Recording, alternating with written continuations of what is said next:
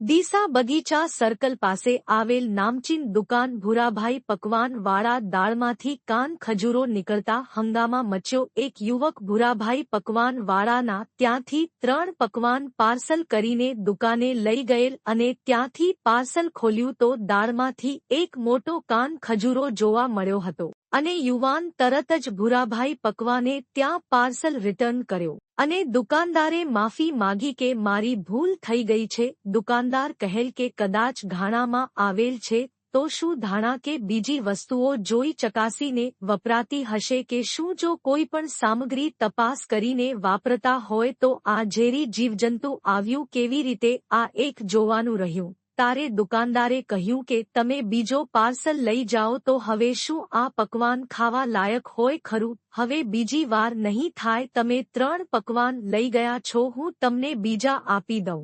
યુવાને પકવાન લેવાની ના પાડી હતી। જુઓ ગ્રાહક જોડેથી અહેવાલ રિપોર્ટ ભરત ઠક્કર, ડીસા, બનાસકાંઠા। આપણે 12 વાગે સવારના અમે નાસ્તા લેવા માટે ભૂરાભાઈ પકવાનવાળા ત્યાં ગયા હતા અને ત્યાં 3 પાર્સલ પેક કરાયા હતા અને તેમાંથી એક પાર્સલ અમે ઓફિસે લઈને નાસ્તો કરવા બેઠા હતા ત્યારે અંદરથી કાન ખજૂરો નીકળ્યો એટલે અમે પાછું પાર્સલ લઈ ગયા ભૂરાભાઈ પકવાનવાળા ત્યાં। તો પેલા ભાઈને બતાવ્યું તો કે ઢોલી દો ને તમારે નવું આલી દેવો, પણ કે અંદર પાર્સલ આવ્યું તો કે અંદર ધાણા કાપતા આવી ગયું હશે, પણ ધાણા કાપતા આવે તો એ સફાઈ બીજી થતી નથી કે ધાણા ધોવામાં આવતા નથી કે અંદર કેવી રીતે આવી જાય એવું કહેવામાં આવ્યું હતું મને।